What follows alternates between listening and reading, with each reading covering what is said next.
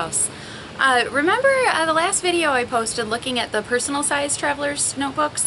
I had said that it was getting ready to sprinkle on me, so I was going to hurry up and finish recording and get in the house before I got rained on. That was 3 days ago. It just now stopped raining. So I am outside and the table is dry, but everything around me is drenched, completely drenched. I wanted to show you guys a look at that yearly chart. I had told you that I would do a separate video about that, and a couple people had specifically asked, hey, if you can bump that up to the top of your video list, that would be great, which I'm more than happy to do. So I'm going to show you my yearly chart. It is from DIYFish. I will put the link down there for you guys, and I'll also put it in the accompanying blog post. And in that last video too, when I was talking about the personal size notebooks, I had said, you know, if you guys know of any place else that offers a personal size, you know, throw it in the comments. Thank you so much to those of you who did. I'm kind of in between, you know, sitting down in front of Etsy and Safari and spending hours finding links, or putting up what I know is out there and asking you guys for help. So I really, really appreciate that. And I didn't put all those links in the description for that last video just because it got to be pretty extensive, so I stuck it all in the accompanying blog post. So if you're looking for those, go to the blog at carrieharling.com. If you click on the link for the personal size traveler's notebooks, that blog post has a bunch of links in it for inserts and notebooks, okay? And I'm going to continue editing it as you guys find personal size notebooks out there. If you let me know, I'll keep adding those to that blog post.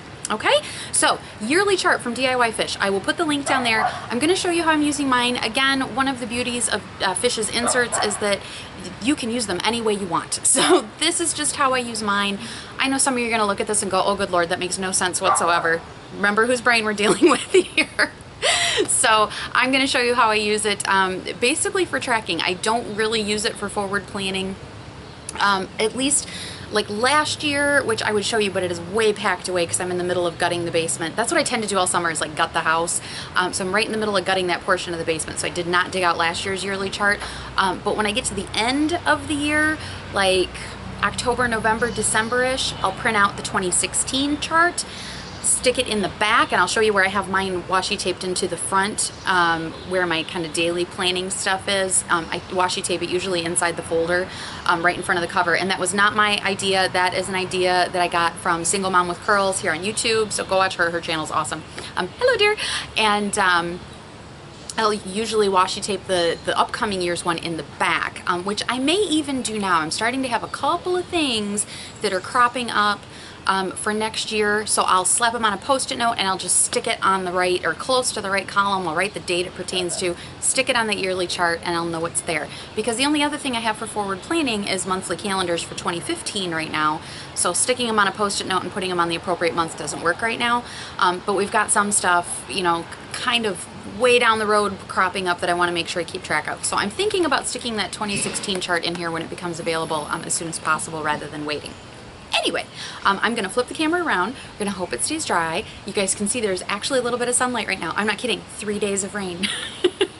Which we needed, but 3 days of rain. And I'm sorry, but one of the boys is watching me out the back window of the back of the house, and he's doing the... He's dancing for me. Okay. Flipping the camera around, show you the notebook, which is what we're here to talk about. I will talk to you guys soon. If you have questions, again, let me know. Okay? Thanks so much. You know, it can be quiet here, especially in the summer, in the morning lately, for a really long time. And then the second these guys see I have the camera set up, everybody comes out of the woodwork. Mike says hi, by the way. He came out, and I said, you know, the second I set this camera up, you guys all have to come out of the woodwork. And he said, oh, I wanted to say hi to all your people. So I said, well, I finished the intro. So hi from Michael. And he's waving right now, actually. Hi. And he's waving from inside the house.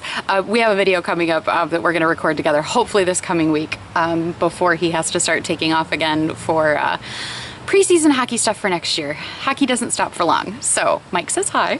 I want to show you guys the yearly chart. Like I said, I'll put the link for, sorry, the table is a little bit rocky. I'll put the link down below. It's from DIYFish, and this is just how I'm using mine. So bear in mind, like I said, whose brain we're talking about. And I'm going to show you how I use it.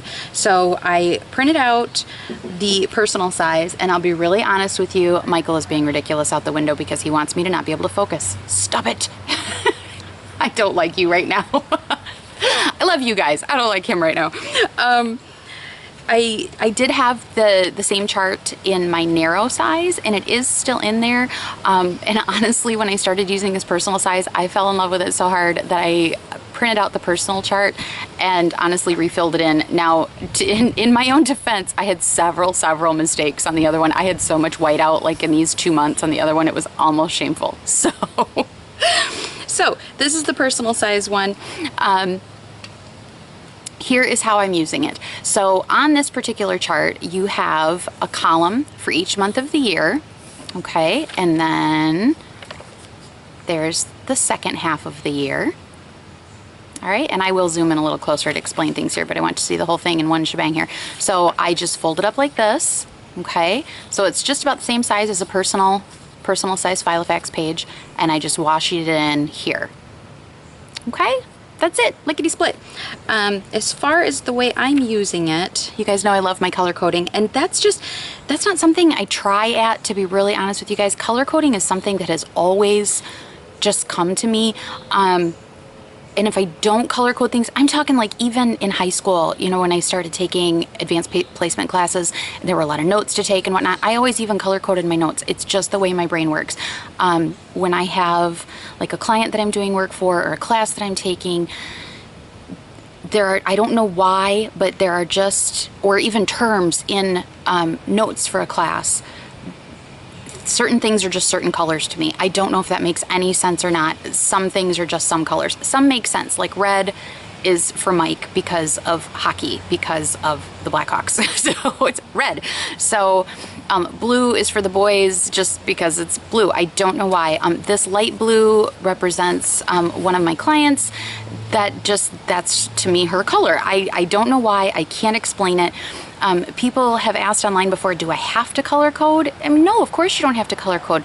The only thing you should do if you want to be productive is you have to work the way your brain works. To me, that's all you have to do. And I'm not saying you don't have to put some effort into, you know, make sure you're looking at your book every day and, you know, make sure you're writing everything down and capturing everything and getting it all out of your head onto paper. But the format in which you get it all out of your head and onto paper does not matter as long as it's working for you. Okay, I want to be really clear about that. I know there are some people who have said, I've tried to color code and it just doesn't work for me. Then don't do it. Seriously, you have to do what works best for your brain. And just because it works for one person does not mean it's going to work for someone else. And neither one is right or wrong.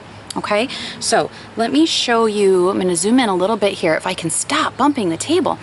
Okay, so as you can see, we'll look at January. So here's January. There are 1, 2, 3, 4, 5, 6, 7, 8 boxes across. Okay, it's all got a grid background. Okay, and then over here you have the date and the day. So the first was a Thursday, the second was a Friday, and so on. Okay, and then each month has a little bit of space left at the bottom, just depending on how long the month is. Okay, so each month does have some space. Some of them, the ones that have 31 days, have 3 spaces, 3 lines left at the bottom. Obviously February was shorter, so there's a lot more down there. So here's how I'm using all that space. Up here, I do put my key. I don't need the key to remember the color coding per se. What I do have a hard time with, sometimes I'll fill in the wrong box. That's why I had a whole bunch of whiteout over here. So I'm just marking what column is what for each day, just so that I can keep track. So I don't really tend to write anything else up here in this first little section that's kind of got a light gray background, except like in April, I took the Data Scientist Toolbox class. Here was the color code I was using that. It was a 4-week-long class. I wanted to make sure I remembered how I was coding it, and I just wanted to make sure if I ever looked back that I could remember that was the month and year I took that class. As you can see, for June, I'm taking Python programming. So same thing up here. Here's the color code for it, and I'll just know that that was here, and that actually runs through August. So that will get transferred over into July and August here at the top. Okay, and I'll just do that when July comes along. So let me go a little bit tighter and I'll show you what I've got for. Okay, so as you can see right here, I had a mistake. That should be over here. Did I worry about it? No. and I'm not going to, because I had enough whiteout on here, and oh boy, the other one was just laden with whiteout. So in the columns, if the boys have a day off of school, I will write it over here or over here. Like I said, when I started this, I wasn't totally paying attention. Liam was climbing on me like a piece of furniture, so I got a couple done and I walked away, and then when I came back, I realized I had filled it out wrong. So this first column is all days that the kids don't have school. If any of the kids are gone for a couple of days, that's where I mark just with a little bar there, so I can still use that box for them, but I know that that's days that some of them are gone. And if I need to know specifically why they were gone, I can go back into my monthly or daily pages and find that. So that's my first column, is all boys stuff. The second column is hockey. So for that, if I've put an open triangle in it, that means there's an away game. A closed triangle or a filled in triangle is a home game. Okay, and then any of them that were days, like over here in February, this was a road trip, so there was a home game. The next morning they left on a road trip, there were 2 away games, this was a travel day home. So if I need to look back, or if Mike asks for some reason, it's really quick for me, rather than one of us pulling up the PDFs of the schedule for the hockey team and looking it up if we ever need to. I have it right here way faster than having to dig into Dropbox and get to the right month and all that good stuff. So that is how I do hockey. The third column is tech coding, which, as you can see, I filled in the column incorrectly. Let's move over because this one's in better shape. Tech coding is my third column. So if I finish a batch of tech coding, I tend to break them into batches of roughly 100. I fill in the box. If I am working on a batch but I didn't complete the batch on a certain day, let me move over a little more. I was filling in dots, and then I started just this week filling in numbers so I could see how many of them I got done per day. Some days I can get a ton of them done. If they're really long, I can only get 2 done, and that's fine, because that, I know that was, 10 minutes that I stole real quick to sit down and work. So that column is all tech coding. Now, the next one is either pink or brown. That is the YouTube channel and the website and What's Your Why Not stuff. That also includes Evernote series, stuff like that, which you guys I have not forgotten about. I'm finally getting back on the horse here. So if there is a dot, like here, this was May 1st, has a pink dot. So I worked on something for the blog and the YouTube channel. Saturday, I also worked on it. Monday, I posted it. If I specifically want to know exactly what that post was, I can either hop online on the blog and look up the date, or I can go through my pages and find it, my daily or weekly pages, and find it. So that is where I track, just because that way I can see, like, here's a real good example. Right in this section, you see how kind of empty everything else is. Mike was on a road trip. There were 3 away games. He was gone 1, 2, 3, 4, 5, 6 days in a row there. Over in here is where the tech coding and the blog stuff goes. You can see there's none of that. I did get some work for a client done. I got some schoolwork done there and some schoolwork done there. As you can see, I got schoolwork done the day Mike came home. So it's really easy for me to see if I'm feeling like, oh gosh, I didn't get that done, and oh my goodness, I didn't get that done either. This is a real quick way for me to look back and go, what else aside from my stuff was going on at the time that my stuff wasn't getting done? Well, here I had all the boys. Mike was on a road trip, and it was during the school year. So easily to explain, right? So that is the pink and the brown. The only other thing I might ever put in that column is sometimes I'll put like a, it's a blue-black, it's kind of a dark blue, it's in my Colettos, it's one of the Coletto refills, that I use for kind of admin. So if I'm doing a bunch of site admin, if I'm working on like Google AdSense stuff like that, I'll put a kind of blue-black dot, or if I finish it, then I'll fill it in kind of part way, halfway, like with the triangles for hockey, kind of like this one over here is filled out, part pink, part blue, or part brown, part blue. Or blue-black. And then I know that that was a day that I did admin. Again, if I need to specifically find out what admin I did that day, if it had something to do with, say, Google AdSense, and I feel like maybe I messed something up and I want to double check myself, I know exactly what day it was. I can go look. So that's my biggest thing with this, is it serves as kind of tracking. Sorry, my phone's in my pocket and it just went off. Tracking and an index. It's a really, really quick index for me. Okay, we're going to put this back in my pocket because I turned the sound off, and if it vibrates, it's going to shake the whole table, right? The next column I started using for books. So if there is a day that I finished a book, I have them numbered for the year. I'm going to zoom you guys back out for 1 second here. I hope I'm not making anybody seasick moving this around so much. That's what I'm using the bottom boxes for. So at the beginning of the year, the first book I finished, I put down a 1 in a circle on the day that I finished it, and then down here the 1 in circle, and then I wrote the title. This for me, aside from keeping track on Goodreads, this for me has been the best way for me to keep track of what I've read. And that is just, I've always in one way or another, I've always kept track of what I've read for the year. So, and actually I looked through what I read last year, which I had kept just like a list in Evernote. I do like having it on paper here as well.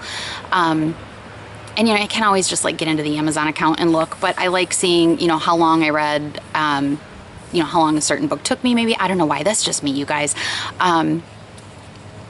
But I did long ago, I used to have a different blog, and I'm talking long ago, 10 years ago, that was all about reading and knitting. And I've been thinking about going back to this if you guys would be interested in that, kind of every once in a while doing a Frat House Reads post about what I've been reading. But, you know, like I said, that's how I started way back. Blogging was reading, and then it kind of morphed into reading and knitting. And then I kind of got away from it for a while, and then all the planner stuff happened. And I would really like to, I think, get back to that kind of a Frat House Reads post every once in a while, maybe once a month or something. Or so you guys let me know what you think. If you want to do like a Frat House Reads for 2014, I'll post everything I read for 2014. I can do one this month for what I've read so far this year. But at any rate, let me know. That's how I keep track. So you can see like in here, okay, I'm gonna make you seasick again here. Like this was April 7th, I finished the Moriarty Omnibus. The 16th, I finished Unhappenings. I have them written down at the bottom. See that? So, and that's one of the things that I do in those little tiny pieces of time. You guys are, I know I've had a couple people ask, you know, how do you read so much? People have looked at my Goodreads account. I used to read a lot more, to be really honest with you. Now there's just so many people in the house and so many schedules and whatnot that it's a little bit harder. But especially having the Amazon account and being able to read on my phone, if I don't happen to have the Kindle with me, or read on the iPad if I don't have the Kindle with me. You know, I read in little 5-minute bits and pieces a lot. So I'm definitely known for going to the dryer to get something out of the dryer or out of the washer, especially out of the washer, and realizing it only has a couple minutes left in the spin cycle or whatever, and just standing there and reading for a couple of minutes until it's done. So that is that column, is books. The next column with the light blue and the light orange, that's all website stuff that I'm helping people with. Again, that's not like a full-time job or anything like that, but you know, it was people who have asked for help, I try to help. So anything I've done for them, that goes into that column depending on who the client is. And then the last box that I'm using right now is for classes. So this is all, if there's a day that I worked on things, like that month I wasn't taking a class because I realized for this Python programming class, or I realized for a different programming class I was taking I needed a little more background, so I picked up this Python programming class. So like here was week 1 of that class. I worked on it Monday, Tuesday, Wednesday, finished all the stuff for that week on Thursday. Okay, Thursday the new stuff for the upcoming week comes up. I worked on that. Mike had taken Liam out this Sunday for a couple hours. I got through the whole week's worth of stuff that Sunday afternoon because I was the only one home, so I could pay attention. So that is how I am using the yearly chart. Let me get you guys back out again. Oh, and then the last column, the very last column, I tend to leave that empty just to kind of provide some space in between months, because here, if I have a lot of these filled in, this blank column is right next to the date and the day for the upcoming month, and I kind of like having that blank space in there just to keep it a little bit cleaner, because I know it looks like chaos, but believe me, that's clean compared to the other one. I had the other one so messy.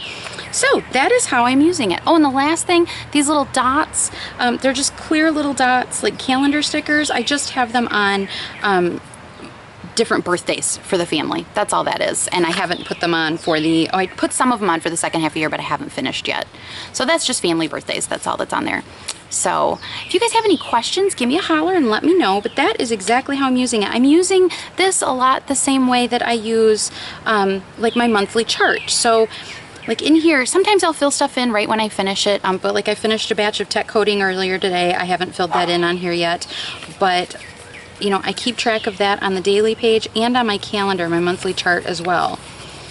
And I use the monthly chart the same way. So see, dots means something is in progress, and a filled in box means it's done. That's all that means. So you guys give me a holler if you have any questions, okay? Thanks so much. Bye-bye.